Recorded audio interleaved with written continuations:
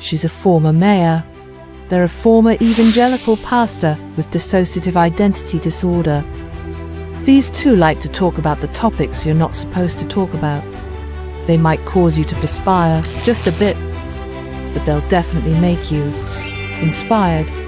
Let's talk religion and politics, and what spirituality and emotional well-being look like in a post-evangelical world. This is Paul and Ashley on Evangelicalish. Here, sorry. I am sending us all over the place. Much, you should hear it twice.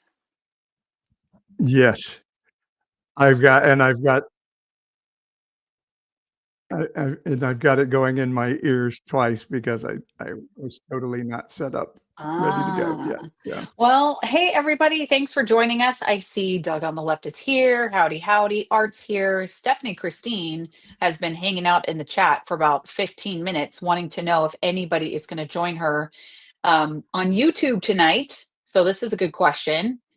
You can always join us on YouTube and live chat with people like Stephanie, and people like Doug and Art and others. We have an international following in the YouTube chat, FYI. We always have it. Hopefully Alex will be on. Alex from Brisbane, Australia. Perfectly timed. Yes. Alex, yeah. I was doing the big lead up to our international guests in the YouTube chat from Brisbane, Australia. You're on Cyclone Watch, seeing that in the chat. That's pretty crazy. Yeah, well, it's raining and Gladys says, nice top. Let me tell you, this is my like Paddington the Bear raincoat because it's raining today in Central California and it's beautiful. Are the Paddington Bear, they're not the ones in the toilet paper commercial that reminds me of. No, that's a Charmin bear. But does a bear do whatever in the woods? Yeah. Yeah. Well, Paddington the Bear wears, now mine has polka dots, but wears like a little blue raincoat, I think, and little yellow boots, and is naked down there. So I happen to be clothed down there, but my raincoat is Paddington inspired because it is a beautiful spring rainy day. And what that means for us who live in the great big middle of California's bowl between the Sierra Nevadas and the Coastal Mountain Range is that we get to see beautiful snow-capped Sierra Nevadas for days on end because the air is so beautiful and clear.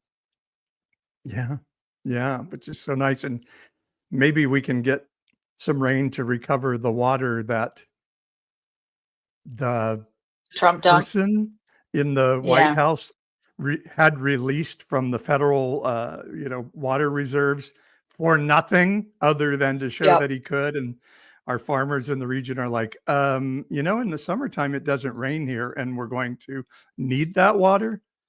So hopefully maybe we get some of it back.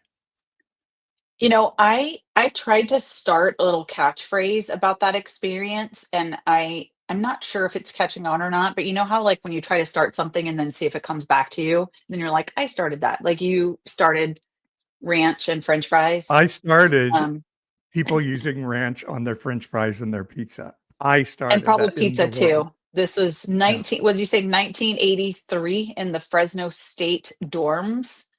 And I started it before that, cafeteria. But I did bring it to California in the Fresno State dormitory cafeteria. Yes, correct. In 1983. I feel like some sociologists, when you're like on your deathbed, is going to be like interviewing you about this, and there's gonna be like this whole book written about the sort of social eating trends, and they're going to trace it back to you. You're like patient zero on ranch and French fries.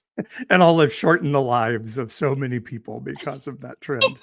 Exactly. All right. What was your trend that you tried to bring back? Well, what I was going to say is the one thing that everybody in our region can agree on is that you shouldn't like just run, like let water go when it's not time for irrigation. Like you just shouldn't do that. No, I mean, environmentalists don't want it. Farmers don't want it. Farm workers don't want it. Environmental justice people, like nobody wants water to just be like wasted. So I'm getting a lot of phone calls, when this is going on and people grousing about it. And so my thought was we could call it the Trump water dump. The Trump dump. for short. Trump dump. And Okay. I've said it multiple times, and people are like, oh, that's clever, but it has yet to come back to me as like it stuck. Trump dump. Okay. Yeah. Not bad. The things we think about. The things we think about. It is amazing that Trump did find a way to unite all of those people. That's kind of what I'm saying. Like it was a moment. And actually there's two things that people generally can agree on in this region. The one is no Trump water dumping, and two is don't deport our workforce. Yeah.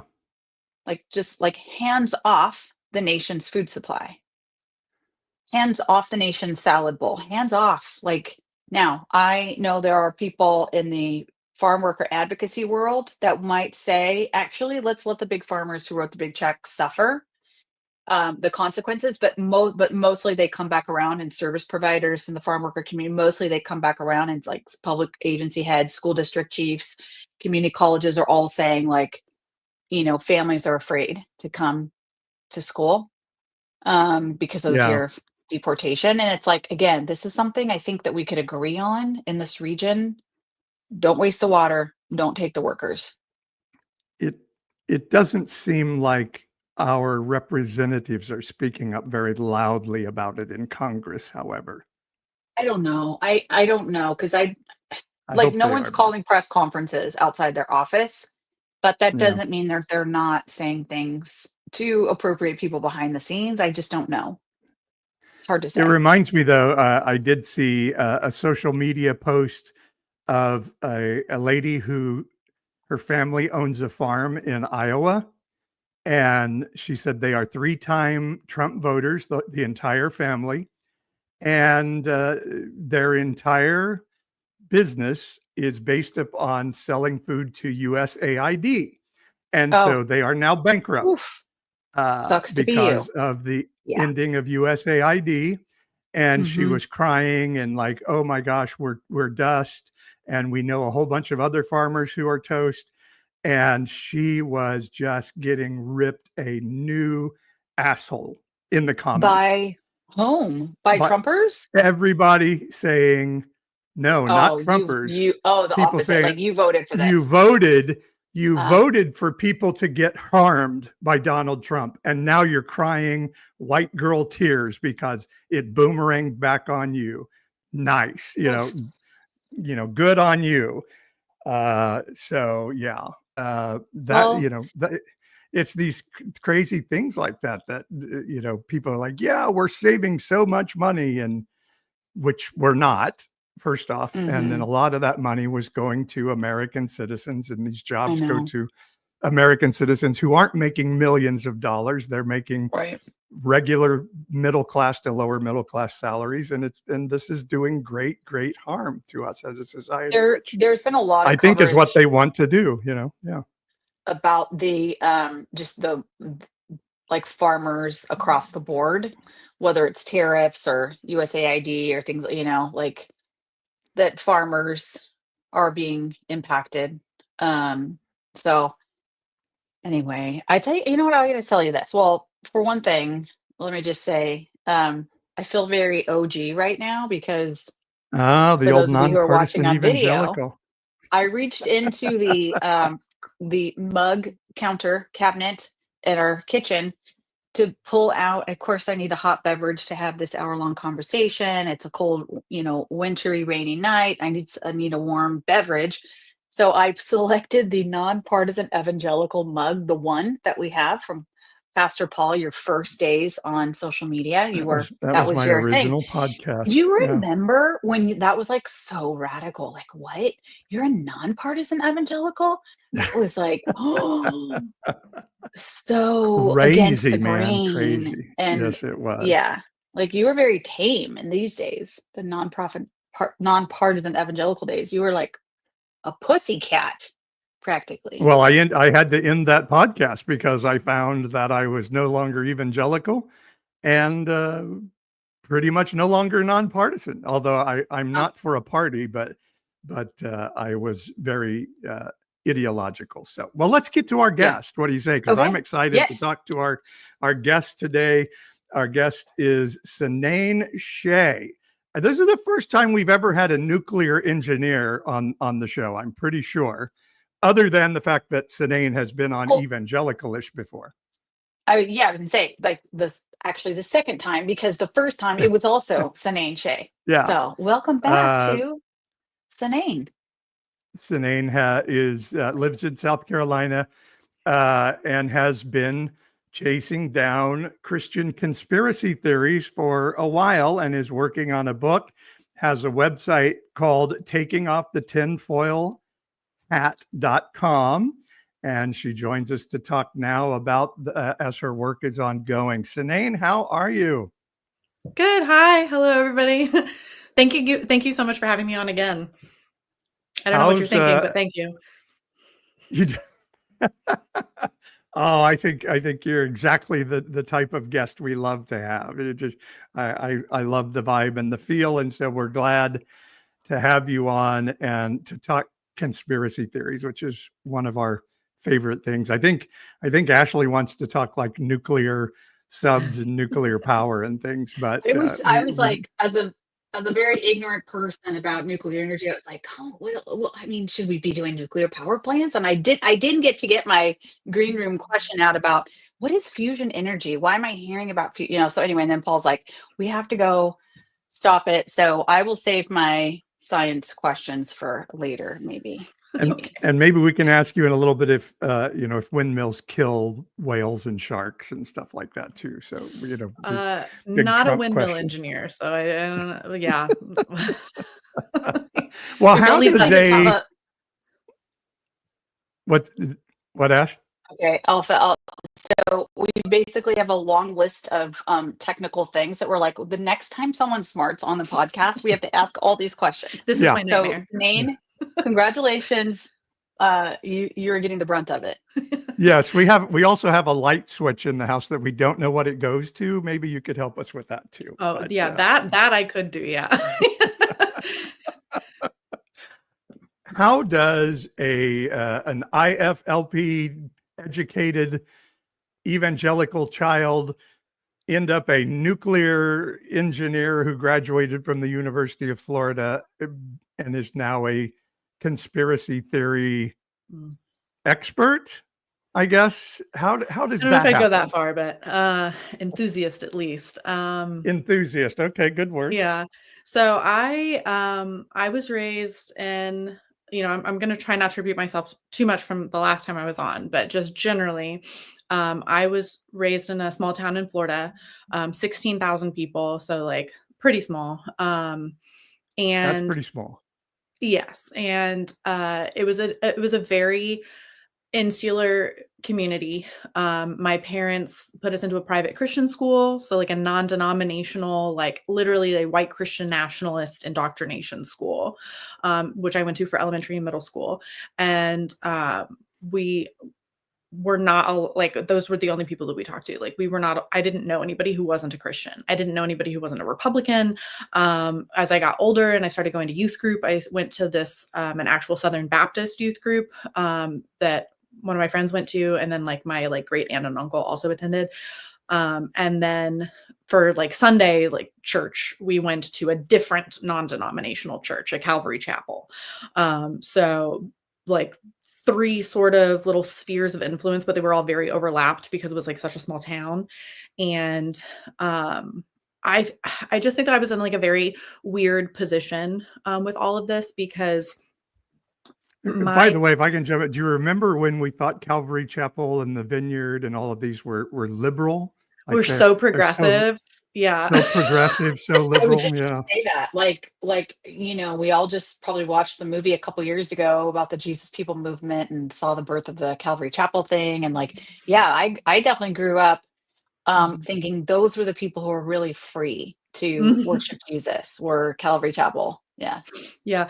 You could wear board shorts to church on Sunday and like everybody was like super chill, but it's literally just Southern Baptist theology with like a rock band, but we have drums. So we basically like my family was a little bit, just like a little bit more white nationalist than like hardcore evangelical. I say only because the other families that I grew up around were like some of the most extreme. Like they were sending their daughters to IBLP summer camps, the Institute in Basic Life Principles cult. Some of the families didn't believe in birth control, so like there were like Duggar-esque families with like 8 kids, Shiny, kind of happy thing. people. Yeah. Yes. My parents put us into the private Christian school, and they, only associated with like other Christians and things, but my family was not involved in IBLP. I just saw it, and like those were the parents that were running our youth groups and are working at our schools and things. So it was just sort of all around me. And so how did you end up going to the University of Florida then out of all of that? I got incredibly lucky because my parents were weird. My mom was a firefighter in the 1990s. That's unusual. Wow. So, yes. Yeah. So she was she was like the first female firefighter to retire from her department, her county. Wow. That's cool. Yes. But it's a horrific story. She exactly what you would kind of expect, being like the first female firefighter. And she also like, I think that like her birth father is not somebody that I've ever met, because he like left the family when she was a child. He was like abusive. I think like, so she has like her whole own like very like independent life that I don't actually know that much about. She moved out when she was 17. She lived on her own, moved to California, and was proposed to like 8 times or something. Like she was just out there like doing whatever she wanted. And she had been in abusive relationships, and she had friends who had been in abusive relationships. And, she eventually moved back to Florida, met my father, they had kids. So she and my dad both had sort of this like real world life experience that I think a lot of my friends' parents did not have. And so my mom always told me specifically, I was the only girl, I have a brother, that basically never trust a man. Like a man can always leave you. She had watched her friends like have married 15, 20 years, have 3 kids, and then the husband just like walks out. Wow. But on the other side of that was also Christian patriarchy. Like God is going to send you his one special Christian husband. And if you live righteously and you don't fuck around like I did, then God will bless you, and you won't have to go through all the, abusive relationships and things that I went through. So it was sort of a little bit of like a mixed message, whereas my friends were not getting a mixed message. It was just like, you will find like God's husband will come for you. Your life will be perfect. You will have 1,000 children, and don't waste your time going to college. Exactly. Little girl. Right. Yeah. So that's super interesting. I feel like my mom had a similar backstory, and like that combo of like in the church, Southern Baptist, blah, blah, blah, but having a mom that was like, you will be educated, and kind of my mom was low key man hater. Paul would say a high key man hater. It is an interesting dynamic, and actually is like a bit a shield of protection, like it's that's a real gift. It is, yes. And it's a double-edged sword, because then, you do what they provided a path, they provided an opportunity, and you follow that path, you take that opportunity, and then they resent you for it. Because I've had my parents both individually, separate times, multiple times, tell me that like, if we had to do it over again, we wouldn't send you to that school. And that you've been brainwashed by higher education. And I was like, I went to college for engineering. Okay. Like I didn't take like a lot of social science, humanities courses. Calculus is not turning you into a communist or a homosexual. So like, what are you talking about? Are you sure? So, I mean, here we are. Cosine is another way of saying cosin. You could be getting some subliminals. Let's put that tinfoil hat on. You know, Yeah. like I you mean, think it's fine, but is that really what's being talked about? I don't know. it's so crazy to me. Like, I, we, I mean, what an accomplishment to go. I don't know University of Florida's academic prowess, but I assume it's good. And Go to Gators. be It's the to best. come, okay. Well, I mean, what an accomplishment. And a parent to say, "Oh, I wish I hadn't sent you there." I just, as a parent of a daughter, it hurts my heart. They should be so incredibly proud, and Christianity steals that from us. That parent's heart, that soul. It's awful. It's what I hate about the religion altogether. So, gosh, I'm so sorry that happened to you, and it's why I hate the religion of Christianity a great deal these days, because it's just so cruel to people, and it makes people cruel to one another. Yeah, and I mean, it's an extremely difficult thing to hear, and just like a really stupid thing to hear. But also, like, you know, growing up, and this is probably just my personality, not necessarily to do with being raised in fundamentalism, but like I was the goody, you know, like I was the straight A's. Like they were like, you were going to go to college, and I was like, okay, like colleges are going to be checking my kindergarten transcripts. Like I need to have straight A's my entire life.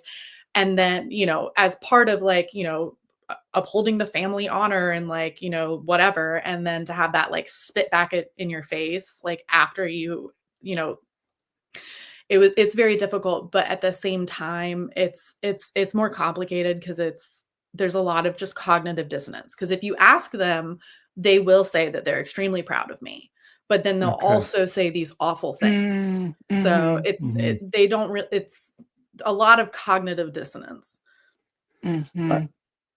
I was going to ask real quick. Stephanie Christine wanted to know, how was your mother accepted in the church, being a firefighter? Because she was working, and she was working at a traditionally male occupation. Did she get backlash from that? Yeah, and that's, again, like it's not an easy question to answer, just because there's more than one factor. I would not say that she was super well liked, but that might have just been her personality clashing with the other moms' personalities. So I don't know how much of that was the fact that she was like a working mom, and how much of it was just like they didn't get along.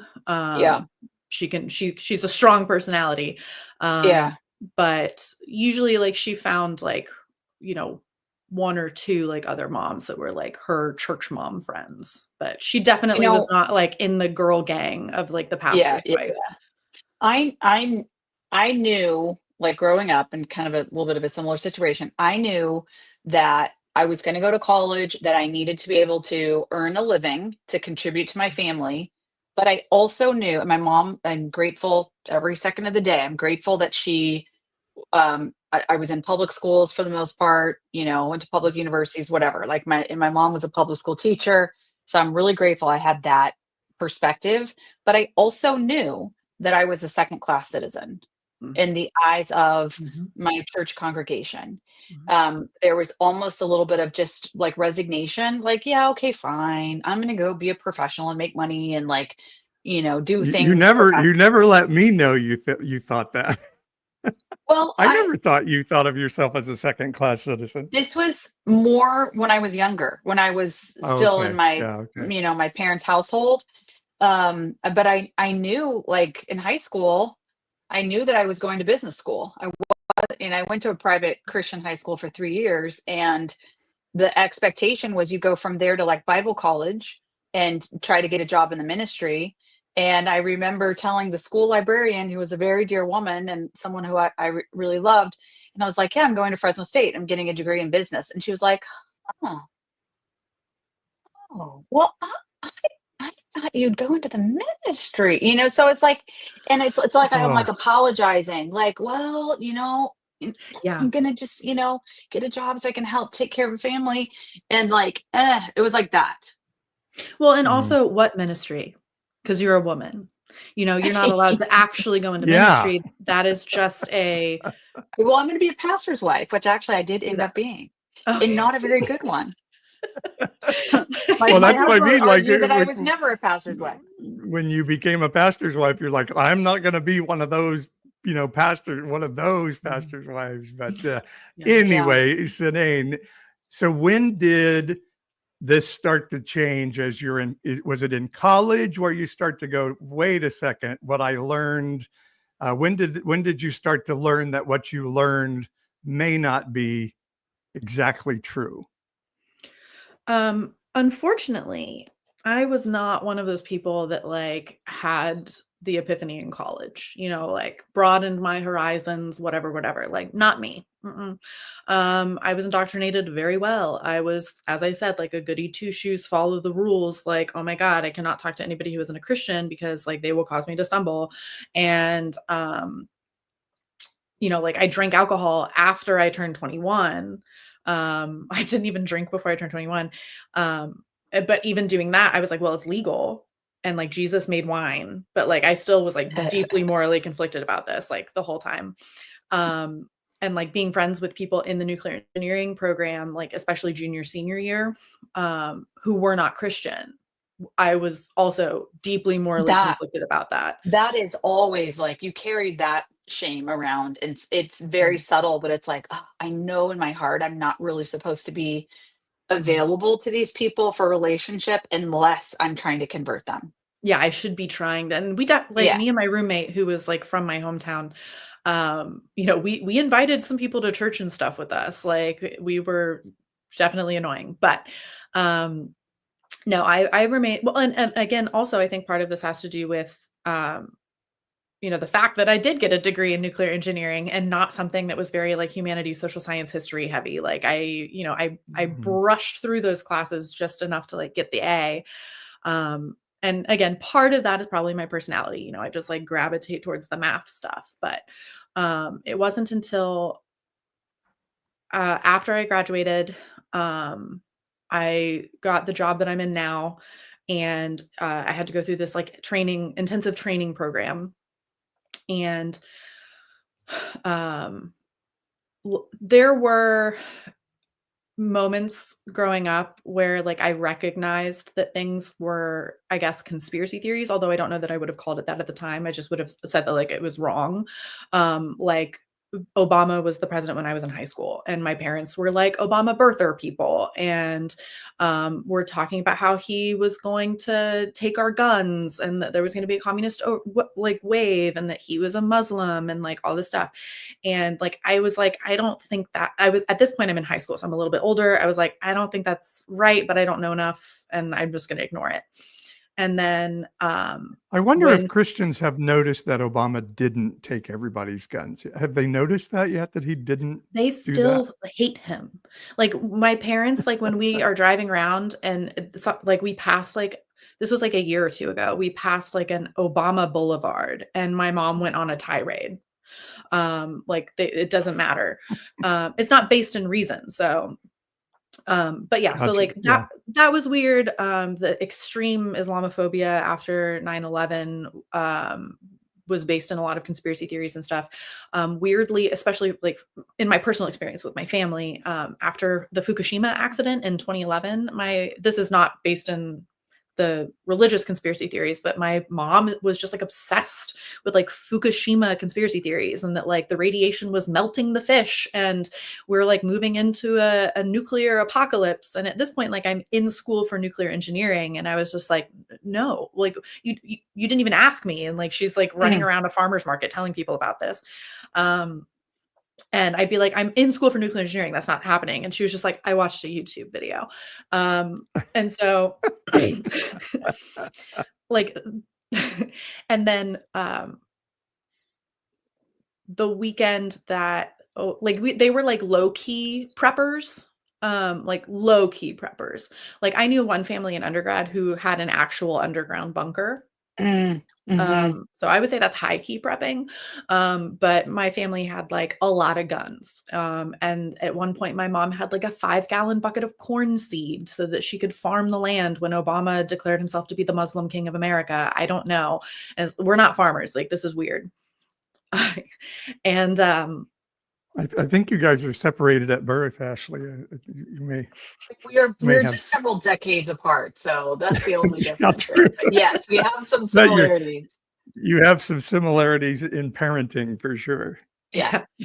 The weekend that Obama transferred to Trump, January 2017, my mom cornered this poor officer in the nuclear Navy who was like 22 years old and asked him that when Obama declares himself to be the Muslim king of the United States and refuses to relinquish power to Trump, is it true that the seat of power for true America shifts to the chief nuclear admiral, and that's the guy that gets to nuke the White House? Who is nuking the White House?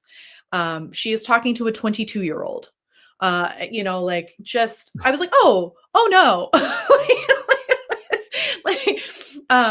You know, and through all of this, you know, like, now we're in the Trump presidency. My parents had always been Republican, had been anti-Obama and all that, but they were not, like, I would say, like, super politically active. They were somewhat in, like, the local elections, like with sheriff and that sort of thing, because, like, they knew people, but they weren't, like, going to, like, Bush rallies or anything, at least that I knew of. And then during, you know, the Trump stuff, like, they started doing that. They went on, like, a Trump boat parade. It's Florida. And I was like, I got very concerned. I was like, what? It's like, it's giving obsessed, you know, and they weren't hearing it. They don't, you know, they were just like, we're doing our thing. And it was not until 2020 and the pandemic and QAnon and the voter fraud that I finally deconstructed. It, like, I literally, didn't Wow. until COVID, because it's just, like, too much. Also, it wasn't just my parents who were computer illiterate. You know, I just thought they were boomers and they didn't know how to use YouTube. But it was, you know, my best friend started talking about, like, 5G radiation mind control. And again, I'm a nuclear engineer. I was like, you guys could ask me. No, radiation's not controlling your mind. You know, and she was my age. And then my other friend, you know, got sucked into the Wayfair shipping conspiracy theory of that, like, Wayfair is shipping children in cabinets, and there's all these, like, undergrad child sex trafficking rings. And my other friend, her aunt, I guess, honestly believed that all the hurricanes that hit Florida in 2020 were man-made by Jewish space lasers with the intent of sinking the state of Florida because DeSantis had given them too much freedom. And my brother told me that my father has one lung, is a cancer survivor, is over 65 years old. So the pandemic happened, and I'm like, I live in South Carolina, they all live in Florida. And I was like, what y'all need, what are you doing? You know, like, are you guys social distancing? Do you have face masks? My parents were my mother was sending me Judy Mikovits videos, who is the star from Plandemic. And then also Simone Gold, who was the person who kind of started the America's Frontline Doctors Association that popularized the hydroxychloroquine conspiracy theory. So she's sending me these videos. Don't you love when you get those little videos and, like, just watch this with an open mind, you know, just to get another viewpoint. Eesh. I'm still stuck on Wayfair. You get just what you need. Like, what? People thought that Wayfair was shipping children in their cabinets? Oh my God. This was like, so this is actually a huge thing because 2020, you know, a portal to hell opened up. And the beginning of it, we had COVID. And then, you know, everybody lost their minds, and it was like a soft pill of, like, what's really going on. Everybody's like, whatever. The end of 2020, you had voter fraud in, you know, the election, and again, massive rise in conspiracy theories and stuff. But what happened in the middle that most people kind of ignore. Let's make sure and say we didn't really have voter fraud. Donald Trump said we had voter fraud. The conspiracy theories, the voter fraud. All of his minions jumped on that. Yes, correct. Yes. In the middle of 2020, we had what was pastel QAnon. So QAnon started in 2017 on these like super nerd websites, 4chan and then 8chan. And in the summer of 2020, it hit mainstream. Certain people were like purposefully trying to make it go mainstream, but they really struck gold when they honed in on the child sex trafficking conspiracy theories. And child sex trafficking, human sex trafficking, adult labor, all sorts of trafficking, real serious issues. The problem is that they were spreading misinformation about these things, which distracts both resources, legislation, and attention from things that actually help. And several things kind of happened all at once. Like one of them was the Wayfair shipping conspiracy theory. I think it was popularized on TikTok, and it was basically this idea that like there were these like very expensive cabinets. So you would order like the Ashley cabinet for $40,000, and then a cabinet would show up with a little girl named Ashley inside. And people kind of latched onto this because Wayfair had like these ridiculously expensive cabinets, and like one of them was named after, like it had the name, a very distinct name of a girl who had gone missing. And like not that long later, like that girl who had gone missing, who had since been found, made videos saying like, I am not in a cabinet. Like, what are you people doing? So that got really, really popular. And then at the same time, the QAnon people stole the hashtag Save the Children hashtag. And all of the Mormon and Christian mommy bloggers with really well-established mainstream social media accounts started spreading QAnon bullshit. And so the statistics on like when QAnon went mainstream astronomically shot up in the July-August timeframe of 2020. And when the Christian moms got on board, is that basically what you're saying? Yes. Yeah. And it was also around the time that BLM was really, really big. And you had all these Christian mommy bloggers who wanted to be morally superior, but couldn't get on board with racial justice. So what's more important than racial justice? Child sex trafficking. That's exactly it. Well, you can always tell when there's like a popular social justice issue circulating among the evangelical church that like there's something afoot there, there's just something a little off. And they'll make a really bad Christian movie about it. And then everybody will say, you have to go see this movie to show Hollywood, blah, blah, blah, blah, blah. Yeah. In this case, it was the Sound of Freedom movie, which was made by a man who now has been like removed from his post due to like sexual abuse allegations, and was starred by Jim Caviezel, who was like a hardcore adrenochrome QAnon lunatic. So it's just revolting. So why is it that Christians get drawn into this stuff? What have you, as an enthusiast, what have you learned about all of this? So ultimately, I was pushed to a point of overwhelming cognitive dissonance. We were planning our we got engaged in the summer of 2020 and then married in October of 2021. So I was trying to plan a wedding at the same time that all of this was going on, at the same time that I was trying to learn what QAnon was. I pushed to October 2021, just being like, don't burn every bridge. I must be wrong. I must not know what's going on. This is ridiculous. And as soon as the wedding was over, I was like, oh, no, I'm right. Like something is very, very bad. And I was pushed to the point of finally recognizing that they believe these things because they're Christians. And the statistics on this are overwhelming, of like white evangelicals and their adherence to anti-vax conspiracy theories and QAnon conspiracy theories and anti-Semitic conspiracy theories. There's a linear relationship on how white Christian nationalist you are and how much you believe these conspiracy theories. And so, it's because they're Christians. I'm a Christian. I'm a part of this somehow, and I need to figure out what is wrong here. And so I had a physical snap, December 24th, 2021. And I broke my indoctrination, is like the best term that I have found. It was momentary, like just snapped. And like just a flip of a switch, basically. You're like, and I'm done. Yeah. Well, and it was because, so at that point, I would not have said like, oh, I'm not a Christian anymore. I would absolutely have still said that I'm a Christian. I believe in Jesus, like whatever. Right. But at that point, I was now able to actually look at my beliefs critically in a way that I had never been able to do before. And it was at that point, I didn't have the language. I didn't know that platforms like this existed. I didn't know that there were books and that there were other people like me. You know, it's an extremely isolating, very confusing position to be in.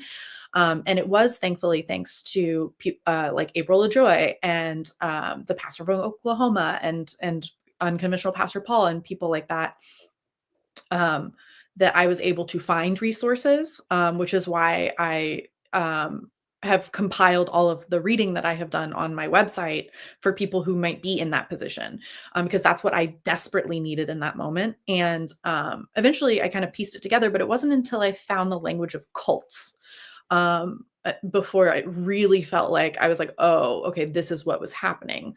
And I think that I want to say like Janja Lalich and Margaret Singer are two like cult psychologists. And their terminology for cults, and a lot of different experts define these things very differently. They call it a social and a psychological control program. And I really, really like that term because it is both social and psychological. And what happened to me on December 24th was the social element of it kind of broke, because I was like, all of these relationships are already dead. Like there's nothing left for me to salvage. I was trying not to burn the bridges, but I looked around and the bridges were already burnt, just not from my end. And so like having that social element kind of free, and then like breaking the psychological hold, I needed a lot more information. And Dr. Robert J. Lifton, who is probably one of the most famous like cult psychologists, his terminology is totalistic ideology. And generally the definition of a destructive cult would be a system of control, a system of influence, a totalistic belief, and a charismatic figure. And they take this totalistic ideology and they center the veneration of it on the charismatic leader. And this would be closer to like what IBLP was, Institute in Basic Life Principles. Bill Gothard was the central charismatic figure. You can still have a totalistic ideology without the central charismatic figure. So like fundamentalist white evangelicalism is still a totalistic ideology. You just don't have like that one cult leader. And it still uses all of the same like thought reform tactics that cults use to get you to to manipulate you to adopt their totalistic ideology. And Robert J. Lifton has 8 characteristics of thought reform. So like mystic manipulation, loading the language. There's 8 of them. I don't know. But, like loading the language is a really interesting one because Amanda Montell wrote a book, Cultish, just specifically about that one aspect. And when I grew up, we used to make fun of ourselves for speaking Christianese. Because you can signal that you belong to an in-group just by the words that you use. And another expert, Dr. Stephen If I could just jump in for 1 second, Sure. I would say every evangelical I know is looking for that charismatic leader. And if it's not the pastor that they see every Sunday in their church, it's the one on TV, it's the one, so if you're in a Calvary chapel, it was Chuck Smith. And then when he died, it was Greg Laurie, or we were in the Bethel stream or the Vineyard stream, it's John Wimber, or, so you still have your charismatic leader. And who the hell knew it was Donald Trump? That every right-wing Christian was looking for Donald Trump out there. So the most I would say we've been looking for person. that authoritarian, charismatic leader for a long time. Yeah. I really like the I belong to an in-group. Like I think that is probably the most subtle and kind of ever-present like surround sound in the Christian nationalism, evangelicalism, however you want to put the spectrum. And I can see that. I think even folks that I know today that are still in that world, but maybe they're not all the way identifying with the Christian nationalism, but they're comfortable in the space. I can see how that is that's the thing, I mean, I remember being a kid and like you want to be in the in group, and particularly if you grew up in a region where the dominant culture is the sort of Southern Baptist evangelical thing, it is kind of a matter of survival. It's like people, they do business together. They, you could, if you're not in favor with this dominant group, there are consequences. So Well, it's very easy to get stuck in that. Exactly why it's a social and psychological control program, because if you leave now, there's financial consequences, there's emotional consequences, you lose relationships, as well as like what is happening to yourself, like psychologically.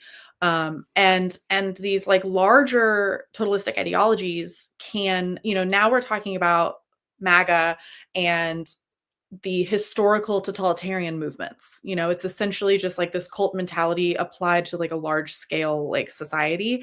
But the like white evangelicalism or QAnon, there's Q, but it's not really a central charismatic figure.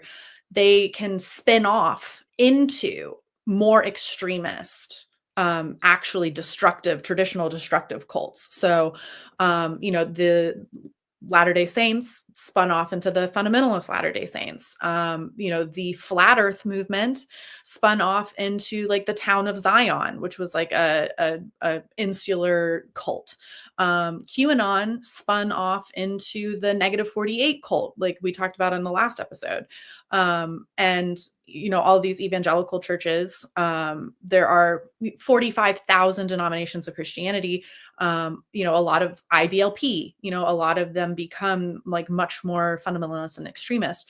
But when you have a totalistic ideology, you view the world through a very specific bias and a lens.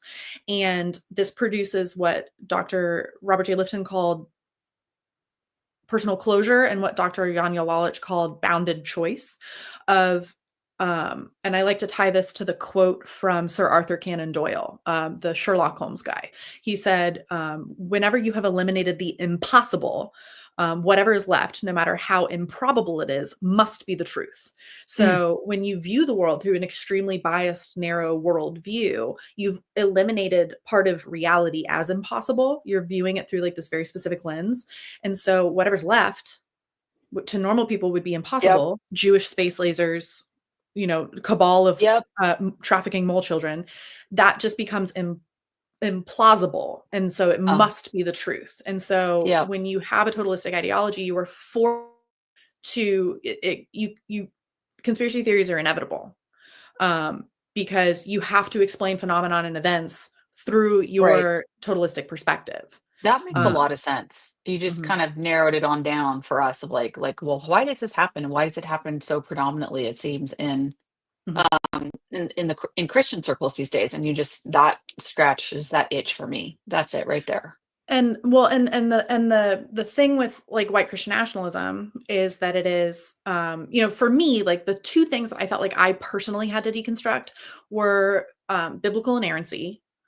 Put another way, probably a better way, would be like dispensationalism and like premillennialism. It's like words that I need to learn how to use better. And then American exceptionalism. And the American exceptionalist angle of this, I think, is a lot easier to deconstruct because it is just based on history and facts. And you can, I went to a private Christian school growing up. I was fed horror propaganda my entire life, did not learn actual history. So I have been trying to fill that gap since then. The dispensationalist biblical inerrancy element of it, I think, is much harder to break because it is a religious aspect to it, and it's like a faith aspect. And so it takes a lot more work to like break that down. But the whole like white evangelical totalistic ideology is this ultimate good versus evil, God versus Satan. Satan rules this world. We are all doomed. There's, the end times are coming, all of that. And so like QAnon tapped into that on like on a molecular level. And like Q in all of his drops, the Q drops, there were Bible verses worked into those. And of course, fundamentally, like every conspiracy theory is anti-Semitic, because it always comes down to racism. Honestly, it's like we could just save all this time and just be like, what is the conspiracy theory? Like there's some racist undertone that is the beginning of it all. I'm pretty convinced. Like that's just the bottom line of all this. And you always hear this word cabal. There's a worldwide cabal. And then to learn that cabal had to tie into Kabbalah, which is a Jewish, I was like, oh, shit, of course it's a, a worldwide government is an anti-Semitic belief. Yes. Yeah. And like the thing is that this is not a Republican problem. This is not a modern problem. This is a human problem. We are designed for in-group, out-group, like social structures. Our brains are wired with all of these like evolved tendencies that turn into logical fallacies and psychological fallacies that make us prone to these beliefs. And the same reason that people join cults is the same reason why people believe conspiracy theories. It's about trying to find meaning and purpose in life, and conspiracy theories give you like special knowledge that makes you important, and it makes you a part of the in group, and you but basically to back this all the way up,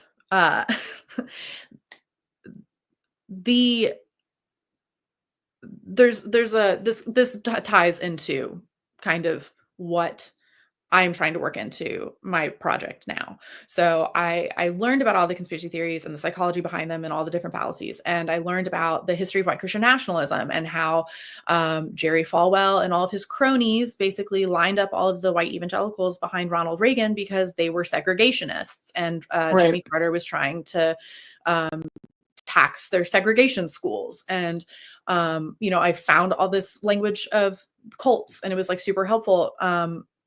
And what most people know about, or what most people should know about, is the Protocols of the Elders of Zion. Are you familiar with this? Protocols of Elders of Zion, PEZ, PEZ. I don't know if it has a snappy acronym like that, but now it does. Because it just gave PEZ candy a whole new meaning for me. I'm like, oh my God, they were feeding it to us. Conspiracy theory. I think you just invented a conspiracy theory. That's incredible. Yeah. Oh no. And now it's like I'm gonna spiral out of control. It's not the candy. Yeah. Sorry. So when you are studying like anti-Semitism, or really just like totalitarianism in general, I don't know if you're familiar with Hannah Arendt. She was a very famous, extremely, extremely brilliant philosopher thinker of the 1940s, 50s, 60s. She was a Jewish woman who was a survivor of the Holocaust. And one of probably her most famous book is The Origins of Totalitarianism, where she is trying to understand fascism and what happened with the Nazis. And her book is broken up into 3 sections. One is anti-Semitism, and then I want to say imperialism, and then totalitarianism. And okay, that's powerful. Can you say the name of that book again? The Origins of Totalitarianism by Hannah Arendt. All right. This will be the book I ordered this week that I put on the stack. It'll be on our front porch tomorrow. But I've listened, but knowing it's there makes me happy. The Origins. I've listened to it twice. It's very dense. Okay. And I have a math brain, so. Is it a good listen on Audible or no? I don't know if I would say it's a good listen. Okay. I'm a chronic audiobook listener though, so that is my go-to.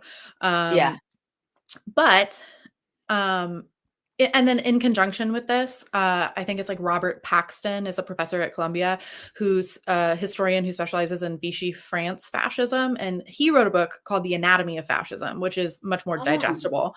Okay. And he wrote in that book that, fascism, like cults, is something that's very difficult to define. And some experts say that the very first fascist movement was actually the KKK in the United States, because that well predates like the 19th century or 1900 stuff.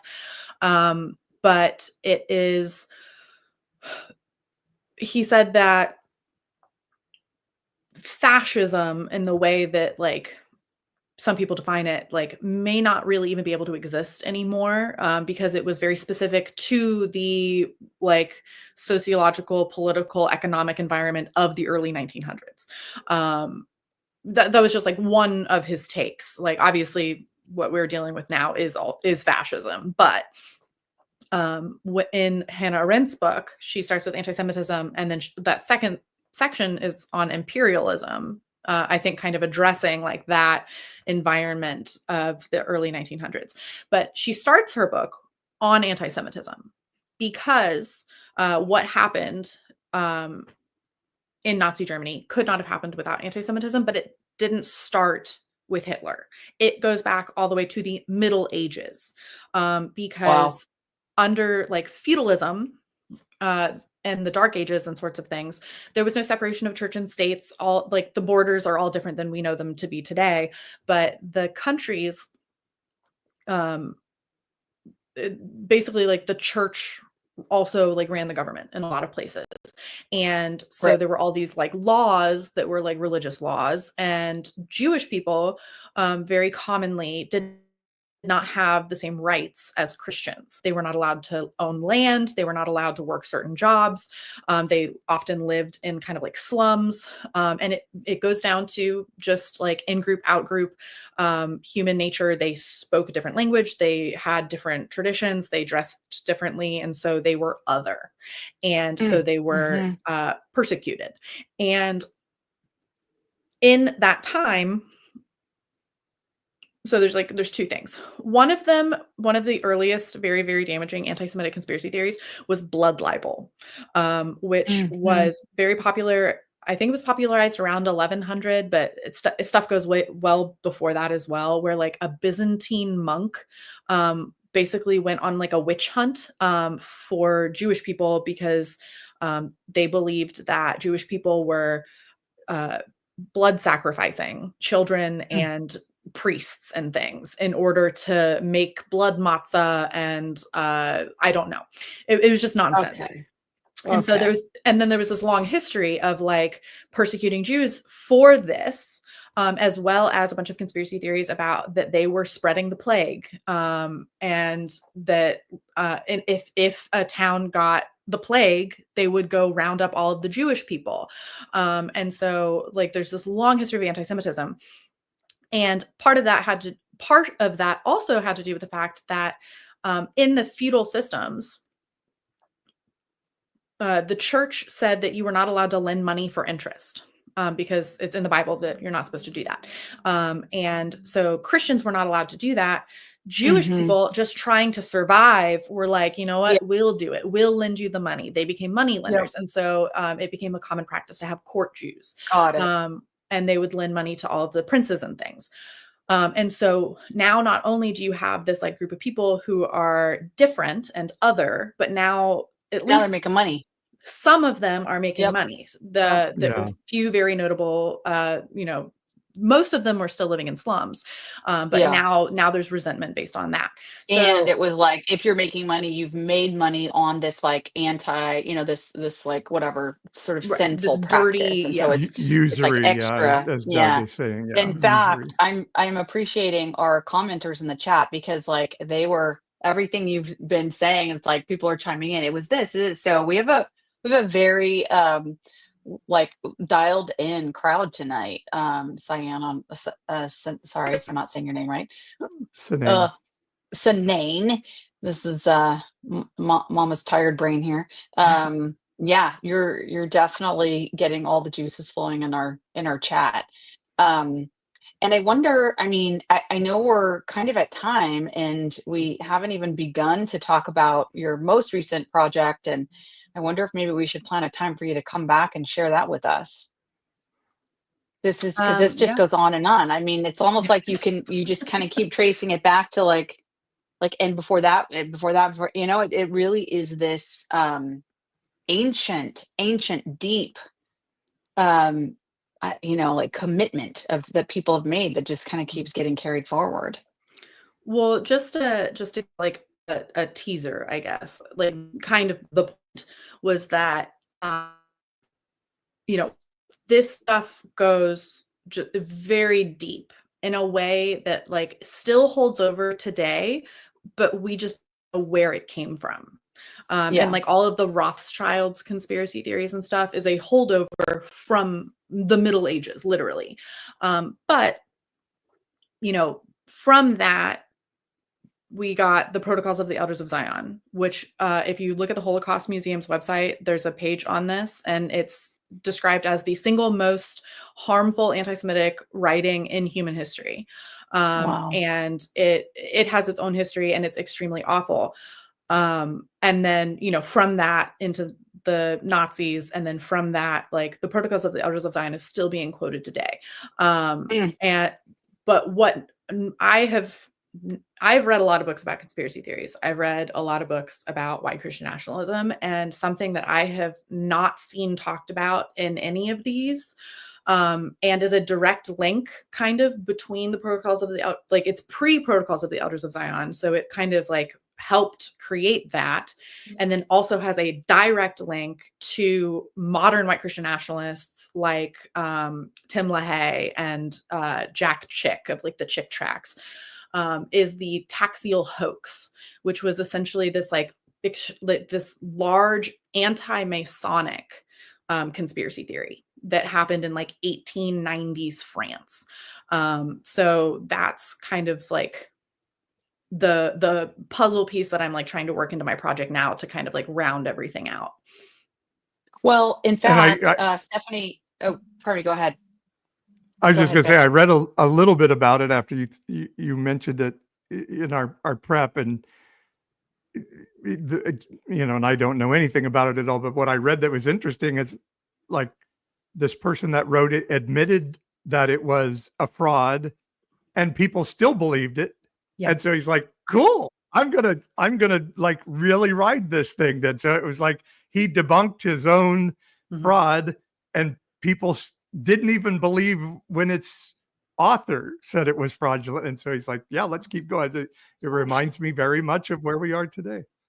Yeah. Cynane wants to know if you have written a book. So why don't you, Stephanie wants to know if Cynane, you've written a book. Why don't you just catch us up quickly on the project you're working on? Yeah, so I am writing a book. I am not a writer, so it is taking me quite a while. You're very evidently a researcher, however, because you just like have such a command of the details of all this. Very impressive, very engineering-like of you. I should commend you for that. Thank you. So I am writing a book, and it's like, I'm gonna say something that is ridiculous, but like high-end goal, I like kind of in the style of Jesus and John Wayne, where there's a lot of like information, but also kind of like laid against the backdrop of my personal story, because I think that I am an extremely stereotypical test case of just what it is like to be an American in the Focus on the Family era, and then especially like an evangelical woman raised in purity culture, and like the depths of the conspiracy theories in evangelicalism, and like how harmful and awful those can be, like on a person's individual life. Right. And growing up in the South, I mean, all of that is just like compounds when you're in a particular region sometimes. Yeah. So I have the website, which is just sort of like a, platform for the book. But if you go to the resource page on takingoffthetinfoilhat.com, that is where I need to update it. I'm woefully behind on updating it, but all of the books that I read in deconstruction to break the biblical inerrancy and American exceptionalism lies, broken up by category and stuff. And if anybody has any like questions or needs a book recommendation, they can DM me on Instagram. All of my socials are listed or linked on the website. That's great. And folks here in the ish community, we're always like trotting out like, oh, you got to read this book, or you got to read this book. And we've been saying we need to curate a reading list. And I think we just start with what you've already put together. So I think people are going to love it. Gerald's already commenting in the chat. We will have to have fantastic. You back to talk more about it and more about this Taxil thing, because I remember just feeling like, hey, there's something wrong with the church being partnered with this ideology and in fact, a political party. And when President Obama got elected, I kept asking my friends in the pastoral circles I was in, like, gosh, we seem pretty racist right now. And no. It sure sounds like we are. And, now Donald Trump has blown the lid off that sucker. And now everybody is just pretty openly racist and still trying to say we're not, but it's been revealed. And so this is really fascinating, the way you're building that through line of like, hey, this is tied to racism from way back, and not even tied to the mustache guy of pre-World War II, but all the way back to our own KKK Civil War era stuff is absolutely really fascinating. So yeah, it's a lot to get your head around. Yeah, keep going, and we'll keep sending you lots of love and energy as you're working on that project, because that could be really fascinating to learn. Thank you. All right. Well, hopefully we'll talk to you again soon. Yeah. Thank you, everybody. Yeah. Thanks for being with us. All right. Is there anything else we have to do, Ashley? Well, I think we have to talk about Cynane behind her back and how brilliant she is. Okay. So you're sending Cynane off? I'm thinking that's it. Maybe we just do a few minutes of recap and then we'll wrap for tonight. We've had a lively group in the chat. So thanks everybody for being here, for showing up. It was a little lonely the last couple of weeks. So you're back in the chat, which is great. And I don't know, do you want to say a little bit about what we've got coming up in the next few weeks, and the fact that we love it when people subscribe and support what we're doing here in Ish? So make sure you tell all your friends, maybe your family, maybe you're not, I don't know.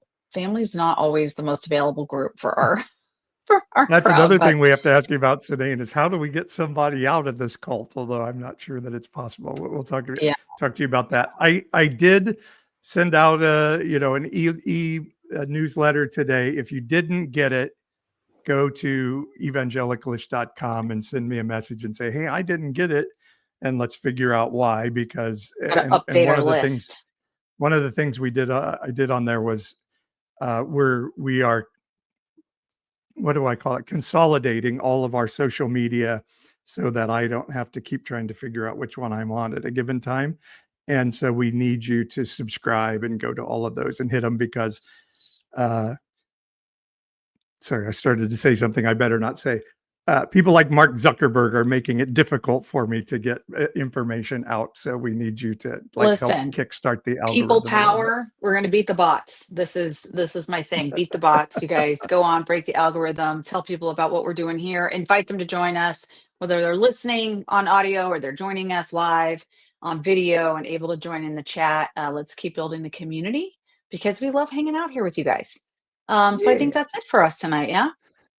All right. We love you all. We'll see you again soon. Thanks, everybody.